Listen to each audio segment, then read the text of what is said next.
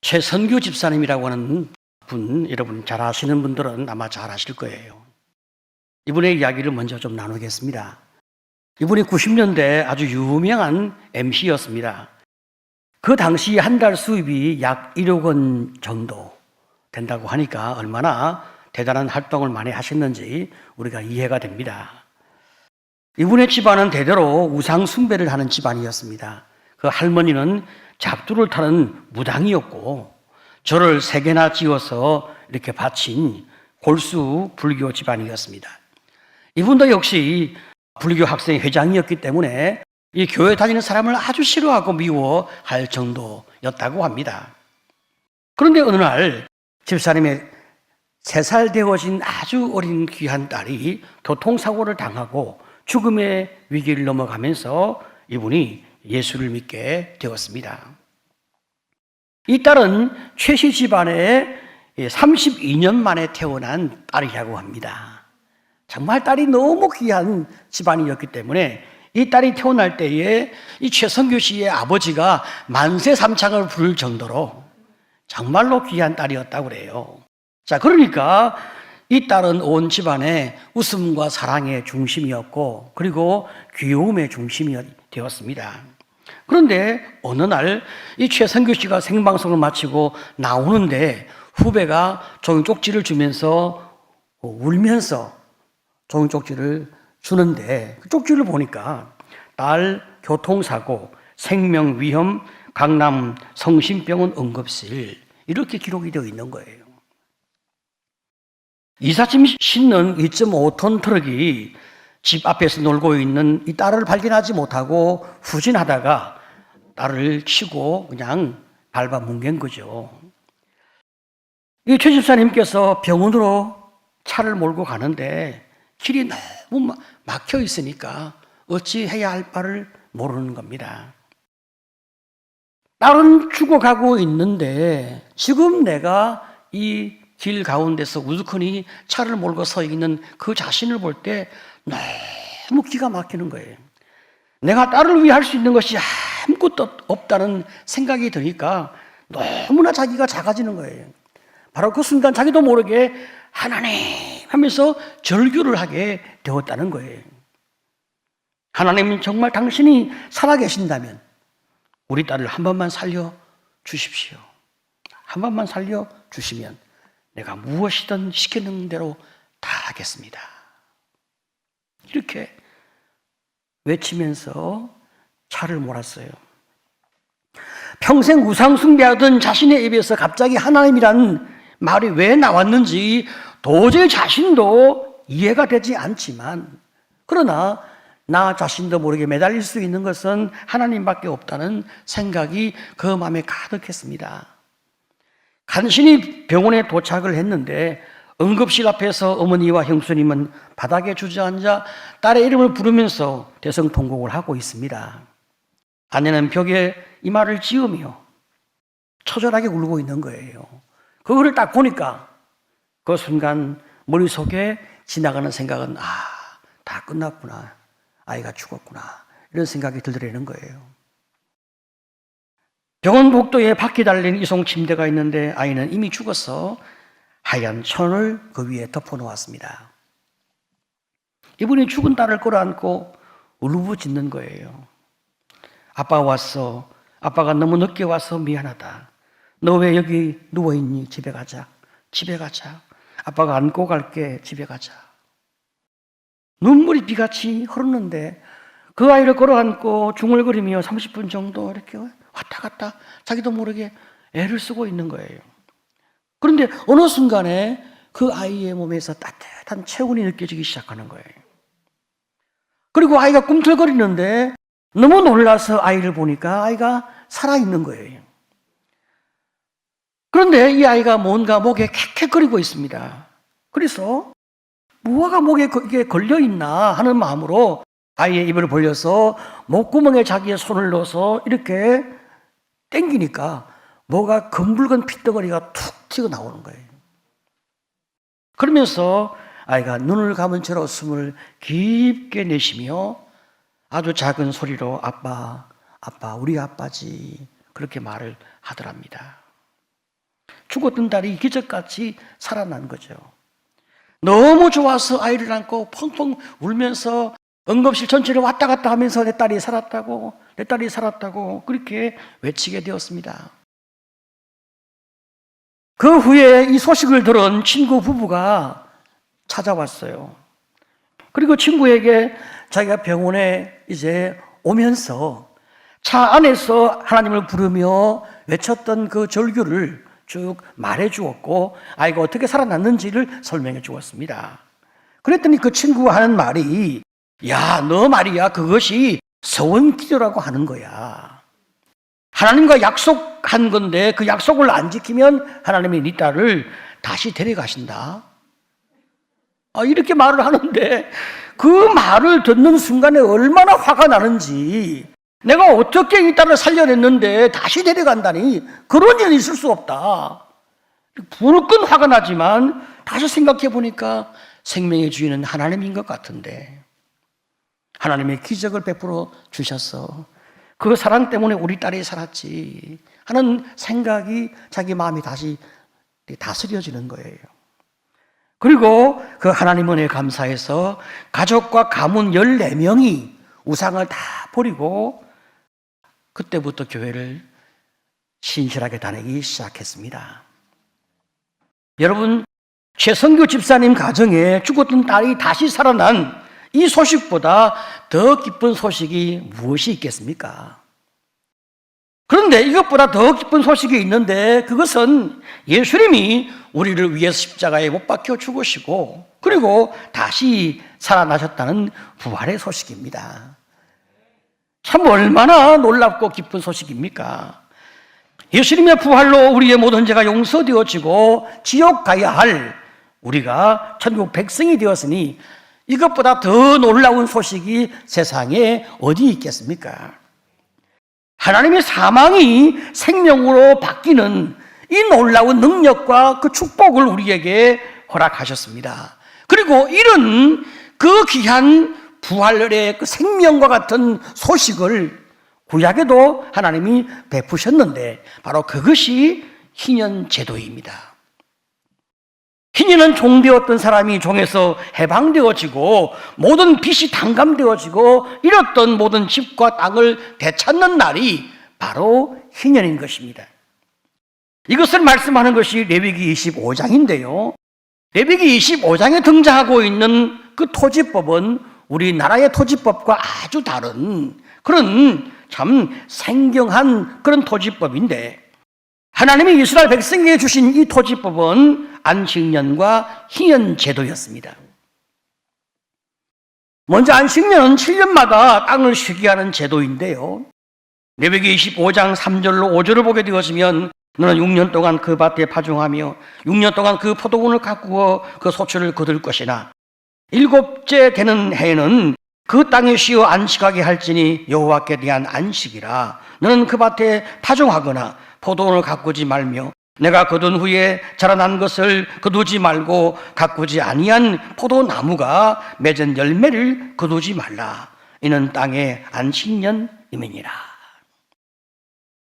하나님께서 말이죠, 먼저 안식일을 주셔서 6일 동안 우리가 열심히 일을 하고 7일째는 하나님 앞에 우리가 쉬면서 예배드리는 이런 날로 하나님이 축복하셨습니다. 이 안식일은 안식년으로 발전되어서 1년을 쉬는 것인데 특별히 땅이 안식하면서 사람도 안식할 수 있도록 하나님이 은혜를 주시는 겁니다. 땅은 쉬지 않고 계속 경작하게 되어지면 땅의 양분이 고갈되어지고 흙은 지력을 잃어버리는 그런 일이 벌어집니다. 그래서 땅을 쉬게 하는 것이 농사에 도움이 된다고 하는 것은 오늘날도 과학적으로 입증되어진 사실입니다. 하지만 이런 지식은 레위기 당시의 그 백성들에게는 전혀 알 수 없는 지식이기 때문에 하나님께서 땅의 성격을 너무 잘 아시니까 이런 명령을 주신 겁니다. 하나님은 안식년을 통하여 땅과 모든 생태계가 다시 건강하게 회복되게 하시고 인간의 삶을 더욱 풍요롭게 하기 위하여 우리 주님께서 안식년 제도를 허락하신 것입니다. 하나님의 명령은 참으로 우리의 행복을 위한 것임을 믿으시기를 축복합니다. 자, 그런데 말입니다. 안식년에 농사를 짓지 않아도 이 땅에서 저절로 나오는 것이 있습니다. 레위기 25장 6절 7절을 보게 되어지면 안식년의 소출은 너희가 먹을 것이니 너와 내 남종과 내 여종과 내 품꾼과 너와 함께 거류하는 자들과 내 가축과 내 땅에 있는 들짐승들이 다 그 소출로 먹을 것을 삼을지니라. 안식년에 수고하지 않았어요. 저절로 소출이 나오는 거예요. 자, 이런 것들은 땅 주인이 혼자 독식하면 안 된다는 겁니다. 안식년의 소출은 종들과 품꾼과 어려운 이웃이 함께 먹을 뿐 아니라 가축과 들짐승까지 함께 나누어 먹어라. 이것이 주님께서 주신 명령입니다. 하나님께서 이렇게 모든 생명을 사랑하시는 넉넉한 사랑의 하나님이심을 믿으시기를 축복합니다. 자, 두 번째 특이한 제도가 무엇입니까? 희년법인데요.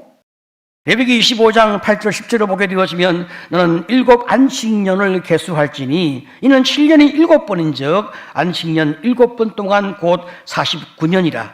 너희는 50년째 해를 거룩하게 하며 그 땅에 있는 모든 주민을 위하여 자유를 공포하라. 이 해는 너희에게 희년이니 너희는 각각 자기의 소유지로 돌아가며 각각 자기의 가족에게로 돌아갈지며.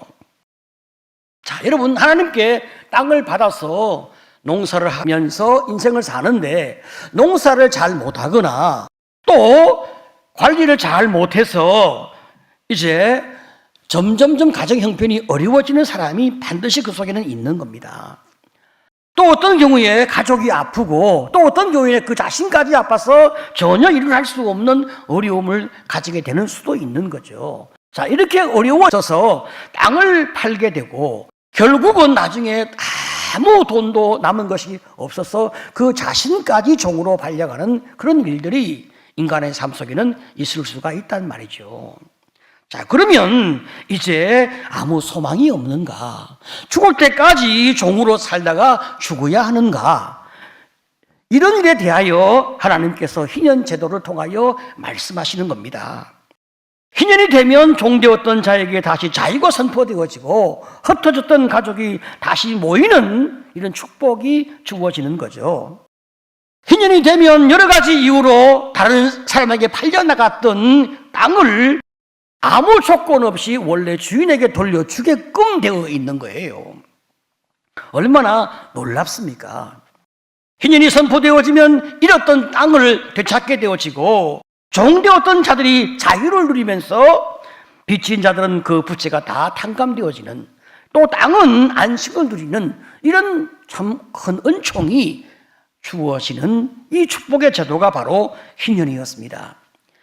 희년을 선포하는 것은 모든 사람이 원점에서 다시 시작할 수 있는 동일한 기회를 부여받게 되는 것입니다. 자, 그러면 땅이나 종들을 산 사람은 손해가 아닌가? 이런 또 의문이 생길 수가 있습니다. 전혀 그렇지가 않아요. 땅을 살 때 희년까지 남은 횟수를 계산하여 땅값을 정하기 때문에 손해가 아닌 것입니다. 종으로 팔려가는 경우도 마찬가지입니다. 희년이 많이 남았으면 종으로 팔려가는 그 사람의 가격이 오르고, 희년이 얼마 남지 않았으면 종으로 팔려가는 사람의 그 가격이 액수가 낮아지기 때문에 전혀 주인에게 손해가 되지 않는 것입니다. 다만 남의 땅을 산 사람이 영구하게 그 땅을 소유하지 못하도록 하신 것이고, 종이 된 사람이 영구하게 종으로 살지 못하도록 하나님께서 자유를 부여하신 축복입니다. 또한 토지를 영구하게 팔지 못하게 하신 이유는 토지는 다 하나님의 것이라고 하는 원칙에 근거한 것입니다. 레위기 25장 23절에 토지를 영구히 팔지 말 것은 토지는 다 내 것임이니라. 너희는 그리민이요 동거하는 자로서 나와 함께 있느니라. 자, 그러면 여러분 여기서 우리가 또 의문이 생길 수가 있어요. 가나안 땅은 이스라엘 백성이 피땀 흘려 전쟁을 해서 참 정복해서 얻은 땅인데 왜 하나님의 것이라고 말씀하는가? 우리가 열심히 직장에서 일을 해서 돈을 벌었는데 그 돈은 내 돈이지 어찌 하나님의 것이란 말인가? 이런 이제 질문이 우리 마음 가운데 만들어지게 되는 거죠. 하지만 여러분 이것은 우리의 착각인 거예요. 이스라엘을 전쟁에서 이기게 하신 분이 누구냐? 하나님이셨습니다. 지금 우리가 직장에서 일할 수 있도록 모든 여건과 환경을 만드신 분이 누구냐? 하나님이신 거예요. 그런데 우리가 내 인생을 내 힘으로 산다고 생각하는 이런 어리석은 생각과 착각 때문에 우리가 자꾸 우리 삶이 어려워지는 것입니다. 바로 이것을 기억하게 하는 것이 안식년과 희년 제도였습니다. 놀라운 것은 땅을 쉬게 하고 농사를 짓지 않아도 먹고 사는데 아무 문제가 없도록 하나님이 책임진다는 사실입니다. 특별히 말이죠. 희년이 되어지면 49년이 안식년이고 이제 희년은 50년째 희년이니까 2년 동안 땅을 쉬게 해야 되는 거예요. 2년씩이나 농사를 짓지 아니하고 우리는 무엇을 먹고 산단 말인가? 이런 참 어려움에 대하여 하나님이 이런 분명한 약속을 하시는 겁니다. 25장 20절 이하를 보게 되어지면 만일 너희가 말하기를 우리가 만일 7째 해에 심지도 못하고 소출을 거두지도 못하면 우리가 무엇을 먹으리요 하겠으나 내가 명령하여 6째 해에 내 복을 너희에게 주어 그 소출이 3년 동안 쓰기에 족하게 하리라. 너희가 8째 해에는 파종하려니와 묵은 소출을 먹을 것이며 9째 해에 그 땅에 소출이 들어오기까지 너희는 묵은 것을 먹으리라. 자, 보십시오, 여러분. 하나님께서 우리가 걱정하고 염려하는 모든 것을 다 아시고 다 준비를 하고 다 축복으로 우리에게 은혜를 베푸신 다음에 너희가 안식년과 희년을 지켜라. 그렇게 말씀하고 계신 거란 말입니다. 6년째 추수한 곡식을 7년째 먹고 8년째 먹고 그리고 9년째 파종을 하고 그 수확을 거둘 때까지는 쌓아두었던 묵은 양식으로 계속 먹을 수 있도록 3년치의 양식의 축복을 주겠다. 이것이 하나님의 약속이었습니다. 이렇게 하나님께서 우리에게 참 은혜를 주시지만은 우리가 그 하나님의 약속을 믿지 못하게 되어지면 순종하기 어려운 겁니다. 땅을 쉬게 하면 그만큼 손해가 되어지니까 쉴 수가 없다. 3년치 먹을 것을 주신다고 하는데 어떻게 그 말을 믿을 수 있겠냐. 이런 불안과 염려가 우리 마음 가운데 가득하게 되어지면 우리는 주의 말씀에 순종할 수 없는 겁니다. 그래서 이스라엘 백성들이 실제로 안식년과 희년을 제대로 지키지 못했습니다. 참 얼마나 안타까운 일입니까? 결국 하나님은 말이죠, 강제로 안식년을 지키게 하셨는데 그것이 바로 나라가 망하고 바벨론 나라의 포로로 잡혀가 고통받는 세월이었습니다. 이스라엘 백성이 70년 동안 바벨론 포로로 가 있는 가운데 본토의 땅은 안식을 취한 거죠. 역대하 36장 20절을 보게 되어지면 칼에서 살아남은 자를 그가 바벨론으로 사로잡아 가매 우리가 거기서 갈대아 왕과 그의 자손의 노예가 되어 바사구이 통치할 때까지 이르니라. 이에 토지가 황폐하여 땅이 안식년을 누림같이 안식하여 70년을 지냈으니 여호와께서 예레미야 입으로 하신 말씀이 이루어졌더라. 하나님이 우리에게 약속하신 그 축복을 믿고 참 이렇게 우리가 말씀에 순종했으면 얼마나 우리가 풍성하고 넉넉하고 여유 있고 또 더 많은 소출로 말미암아 참 기쁜 삶을 살겠습니까? 더 나아가서 희년을 통하여 말이죠, 우리의 관계가 회복되어지고 정의가 회복되어지는 이런 은총이 얼마나 우리 삶에 풍성하게 임하겠습니까? 그런데 저들은 순종하지 못하니까 강제적으로 땅이 쉬워지는 이런 고통을 받게 되어진 거죠. 자, 여러분, 이 놀라운 희년은 말이죠, 대속제일에 시작되었습니다. 7월 10일이 대속제일인데 이때 나팔을 불면서 희년을 선포하는 거죠. 그때 모든 백성에게 자유를 공포하고 새로운 출발을 명령하시는 겁니다. 왜 하필 대속제일에 희년을 선포할까? 여러분, 속죄일부터 희년을 시작하도록 하신 것은 먼저 하나님과 우리의 관계가 하나님의 속죄로 말미암아 깨끗해지고 평화가 회복되어져야 내가 사람과 사람 사이에, 사람과 자연 사이에 모든 관계를 다시 회복할 수 있는 능력과 힘이 우리에게 주어지는 거예요. 그래서 먼저 하나님께서 대속죄일에 이 희년 제도를 실시하도록 하나님이 말씀하시는 겁니다. 이런 희년의 선포는 말이죠, 모든 인류를 자유롭게 하시는 하나님의 놀라운 축복이고 예수님의 구원을 바라보게 하는 그런 구원의 예표가 되어졌습니다. 예수님이 이 땅에 오셔서 공생의 사역을 시작하실 때 제일 먼저 희년을 선포하십니다. 누가복음 4장 18절 이하를 보게 되어지면 주의 성령이 내게 임하셨으니 이는 가난한 자에게 복음을 전하게 하시려고 내게 기름을 부으시고 나를 보내사 포로된 자에게 자유를, 눈먼 자에게 다시 보게 함을 전파하며 눌린 자를 자유롭게 하고 주의 은혜의 해를 전파하게 하려 하심이라 하였더라. 자, 보십시오. 여기 말이죠, 모든 것이 자유롭게 되어지는 은혜의 해가 무엇이냐? 바로 그것이 희년입니다. 희년이 선포되어지면 포로된 자가 자유를 얻고 눈먼 자가 다시 보게 되어지고 힘 있는 자에게 눌리고 억압당한 자가 완전히 자유를 얻는 이런 축복의 날이 바로 희년이 아니겠습니까? 그래서 궁극적으로 죄의 종이 되었던 모든 사람들의 그 죄에서 자유를 얻는 진정한 축복이 예수의 십자가와 부활을 통하여 인류에게 실현되어지는 이런 축복이 바로 부활주일 완성되어졌단 말이죠. 얼마나 놀라운 은혜입니까? 자, 그러니까 구약의 희년 제도는 예수님의 구원을 바라보게 하고 예표하고 상징하는 아주 중요한 은총이었습니다. 성도 여러분, 오늘이 부활주일입니다. 부활주의야말로 우리의 모든 죄를 속량하고 죄에서 자유를 선언하신 하나님의 은총이며 영적인 희년의 선포가 바로 부활주의란 말이죠. 이제 우리는 더 이상 죄의 노예가 아니고 그리스도 예수 안에서 자유로운 사람이 되었습니다. 이 놀라운 축복에 대하여 로마서 8장은 이렇게 우리에게 말씀하고 있는데 우리 같이 한번 읽어보도록 하겠습니다. 우리 아이들도 같이 한번 읽어봅시다. 자, 시작.